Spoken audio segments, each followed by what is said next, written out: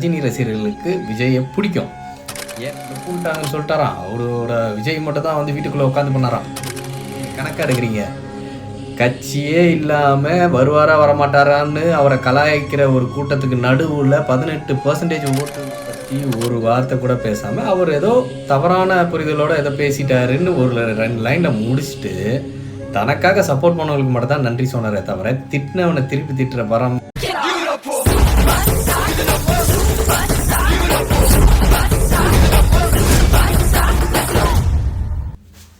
வணக்கம் ரஜினியன்ஸ், எப்படி இருக்கீங்க? ரொம்ப நாளாச்சு நம்ம வீடியோ போட்டு. நேற்று தலைவர் ட்விட்டு போட்டிருந்தார்.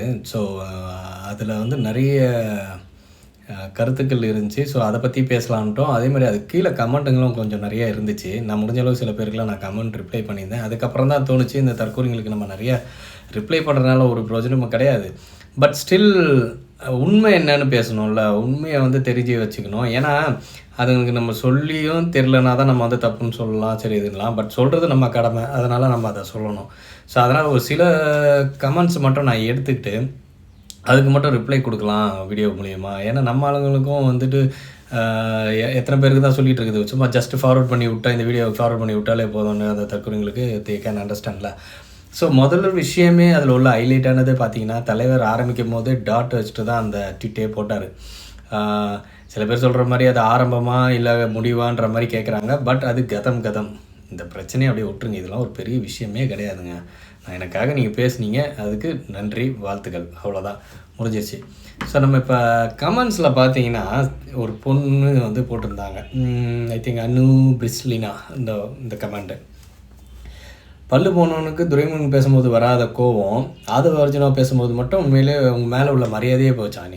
ஆமாம், தலைவரை பற்றி தெரிஞ்சிச்சுன்னா இதுக்கு மேலே தான் மரியாதை வரும். ஏன்னா நீங்கள் இந்த இடத்துல பார்த்தீங்கன்னா அந்த ட்விட்டில் தலைவர் வந்து ஆதவ அர்ஜுனாவை பற்றி ஒரு துளி கூட திட்டல. இந்த வந்துட்டு வீடியோவில் உட்காந்துட்டு நான் இங்கே தான் வீட்டில் தான் இருப்பேன், ஆஃபீஸில் தான் இருப்பேன்னு சொல்கிறவங்க மத்தியில் திட்டினவனை பற்றி ஒரு வார்த்தை கூட பேசாமல் அவர் ஏதோ தவறான புரிதலோடு எதோ பேசிட்டாருன்னு ஒரு 2 லைனில் முடிச்சுட்டு தனக்காக சப்போர்ட் பண்ணவங்களுக்கு மட்டும் தான் நன்றி சொன்னாரே தவிர திட்டினவனை திருப்பி திட்டுற பழக்கம் எங்கள் தலைவர் கிடையவே கிடையாதுமா. இன்னும் கேட்டால் நீ இதை ஒழுங்காக புரிஞ்சிருந்துச்சின்னா நீ வந்து தலைவர் மேலே ஒன்றும் மரியாதை தான் போயிருக்கோம். நீ ஏதோ பேசணும்னு பேசியிருக்க, அதுக்கும் உனக்கு நான் ரிப்ளையும் கொடுத்தேன். 2வது ஒருத்தர் கமெண்ட் போட்டிருந்தார். என்னென்னா, தமிழ்நாட்டில் எவ்வளவோ பிரச்சனை இருக்குது, சும்மா இருந்துட்டு இப்போ மட்டும் நான் அவ்வளோ பிரச்சனை இருக்குது, எல்லாத்துக்கும் காரணம் பேஸ்மெண்ட்டில் இருக்கிற சிஸ்டம் சரியில்லை அப்படின்றது தாண்டா அவர் வந்தது, அரசியலுக்கு வரேன்னு சொன்னது. எல்லாத்துலேயுமே நோண்டி நீங்கள் சொல்லிக்கிட்டே இருந்தீங்கன்னா புண்ணு தாண்டா ஆடும். ஸோ அதை வந்து கரெக்டாக வந்து சிஸ்டத்தையே மாற்றி ஒரு புது அரசியல் கொண்டு வரணும்னு தான் அவர் ஆசைப்பட்டாரே தவிர இந்த 1000 ரூபா கொடுத்தா 2000 கொடுத்தா 2500ன்னு சொல்கிற ஆளுங்க எங்கள் ஆள் கிடையாது. சரியா? இன்னொருத்தர் ஒரு பெரிய ஒரு எஸ்ஏவே போட்டிருப்பார் தூத்துக்குடி, இதை பற்றி பிஜின்னு ஒருத்தர் தூத்துக்குடி இஷ்யூவை பற்றி போட்டிருக்காரு. அதாவது தலைவர் வந்துட்டு பயங்கரவாதிகள் உள்ளே பூண்டாங்கன்னு சொல்லிட்டாராம். அவரோட விஜய் மட்டும் தான் வந்து வீட்டுக்குள்ளே உட்காந்து பண்ணாராம். என்ன பண்ணார்? கூட அதை உட்காந்துட்டு சால்வ் பண்ணாரா? இல்லை அரசாங்கத்தை எதனா கொஷின் கேட்டாரா? இல்லை அதுக்கு மேலே கேசஸ்லாம் எதனா ஃபைல் பண்ணாரா? ஏன்னா உங்ககிட்ட தான் வக்கீல் அணி இருக்குதுன்னு நீங்கள, ஏன் கேஸ் எதனா ஃபைல் பண்ணிங்களா இது வரைக்கும்? அதை பற்றி ஒரு வார்த்தை அதுக்கப்புறம் எதனா பேசுனீங்களா? இந்த மனுஷன் டைரெக்டாக நம்ம சொன்னாலே பெரிய பிரச்சனை வரும். பட் ஆனால் உலகம் ஃபுல்லாக அது தெரியணுன்றதுக்காக தான் வாயிலேருந்து வந்தால் மீடியாவில் அலறுன்றதுக்காக தான் வெளியில் வந்தோடனே வந்து ஜனங்க வந்து பிரச்சனை பண்ணல, கூட்டத்தில் பயங்கரவாதிகள் உள்ளே பூண்டாங்கன்னு வார்த்தை விட்டார். அதுக்கு காரணம் என்னன்னா, அந்த வார்த்தையிலேருந்து நீங்கள் மொத்தத்தையும் ஆரம்பிப்பாங்க, எல்லாத்தையுமே எல்லா மக்களுக்கும் தெரிய வரும்ன்ட்டு. இதுக்கு மேலே அதை பற்றி ரொம்ப பேச முடியுமா? தைரியமாக அவ்வளோ ஆங்கிளாக வந்து வெளியில் வந்து அவ்வளோ சொன்னார்.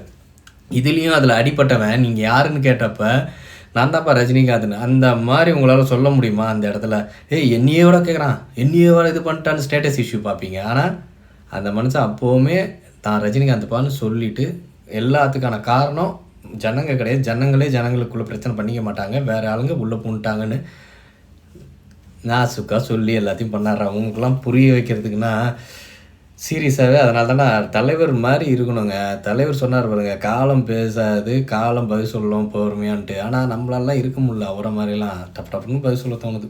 இதில் இன்னொருத்தர் கிரீம் ஸ்பெக்டர்னு, உனக்கு ஒரு மயிரும் தெரியாதாமே இவன் சொல்கிறான், இவனை கண்டித்து ஒரு அறிக்கை விடு பார்ப்போம். அந்த பயக்குண்டு இருக்குல்ல, அதை விட்டுருங்க. அது கெட்ட வார்த்தை இருக்கலன்ட்டு.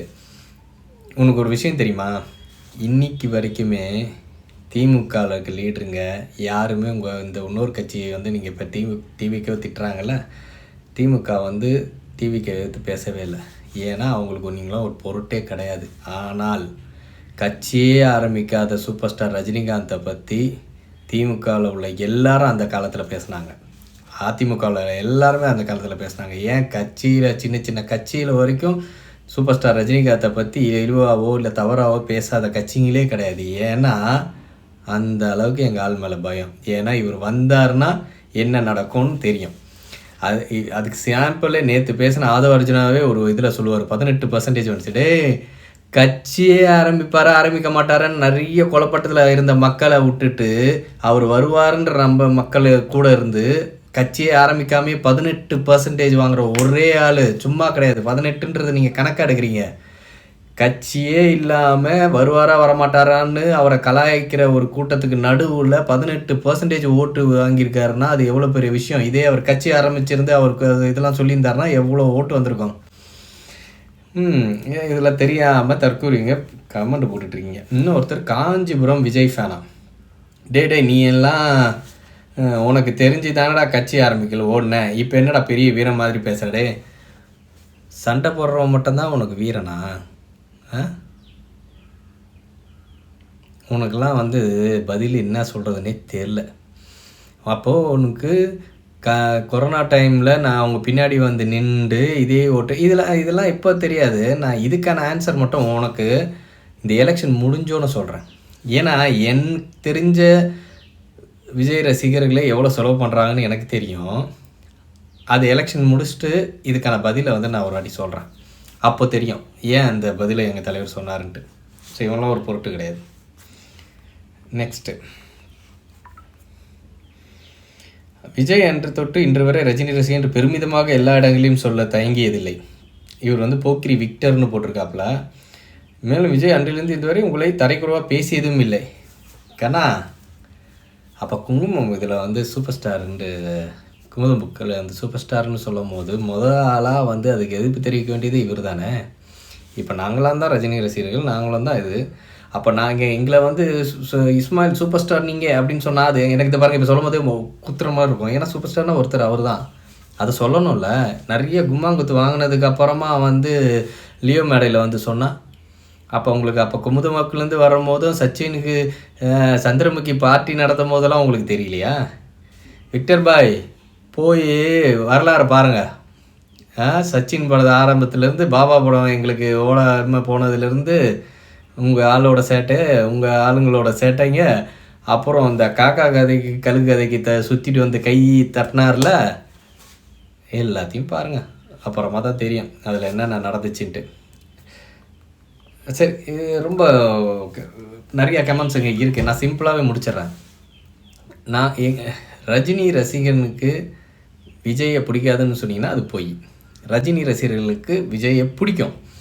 ஏன்னா எங்களை மாதிரி ஒருத்தர் தான் வந்து ஒரு நடிகராக புதுசாக உருவாயிருக்காரு, தலைவர்னு கூப்பிட்டு வந்திருக்காப்புல அப்படின்ற மாதிரி தான். நான் சொல்கிறது வந்து இந்த 90s 95s 2000 இருந்த ரஜினி ரசிகர்கள், பீக்கில் இருந்த ரஜினி ரசிகர்கள் வந்து பொங்கல் தீபாவளின்னா தலைவர் படங்கள் வரும்.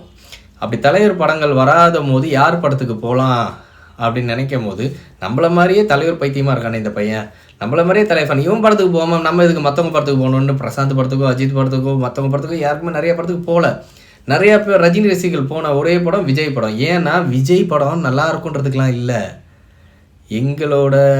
எங்கள் கும்பலாக அவன் இருக்கானே, எங்களை மாதிரியே இருக்காரு, ரஜினின்னு எங்களை மாதிரியே சொல்கிறாரு, ரஜினி காலை தொட்டு வீடியோலாம் காட்டுறாரு, நீங்கள் நான் இந்த வீடியோவை பாருங்கள், காலை தொட்டு தான் உனக்கு சொல்லுவாப்புல. ஸோ அப்போ வந்து எங்களை மாதிரி ஒரு ஆள் அப்படின்னு தோணுதான். நாங்கள் கூப்பிட்டு போய் எங்கள் பசங்களை, அதுவும் 2025 வயசு 30 வயசு இருந்த ரஜினி ரசிகர்கள் அவங்க பிள்ளைங்களை கூப்பிட்டு போய் காமிச்சு தான் விஜய் ரசிகர்னு ஒரு கூட்டமே நிறைய உருவாச்சு. இல்லைன்னா ஸோ ரஜினி ரசிகர்களுக்கு விஜய் பிடிக்காதுன்னெலாம் இல்லை, எங்களுக்கு அது நம்பிக்கை துரோகமாக தெரிஞ்சனால தான் நாங்கள் வந்து இவ்வளோ பெரிய எதிர்ப்பாக இருக்கோம். ரஜினி ரசிகர்கள் ஓட்டு போட மாட்டோன்ற ஒரு துடிப்பில் இருக்கிறதுக்கு காரணமும் அதுதான்.